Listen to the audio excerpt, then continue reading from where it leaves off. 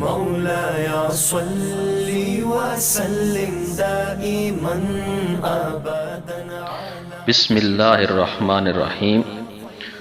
آیت کریمہ ہے ملک الناس، سب لوگوں کے بادشاہ کی، یعنی عربی زبان میں ملک بادشاہ کو کہا جاتا ہے، اور الناس یعنی کہ لوگ یعنی تمام لوگوں کا بادشاہ۔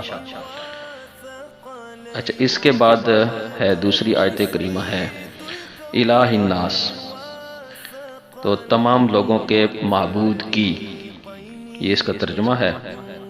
اچھا، ابھی آپ یہ دیکھیں کہ الہ عربی زبان میں اس شخصیت کو، اس ذات کو کہا جاتا ہے جس کی پوجا کی جائے، جس کی عبادت کی جائے، جس کے آگے سجدہ ریز ہوا جائے، جس کے لیے تمام جو کائنات بنی ہے وہ اس ذات کے لیے بنی ہے، یعنی اس سے مراد اللہ تعالیٰ کی ذات ہے، اللہ تعالیٰ رب العزت ہے۔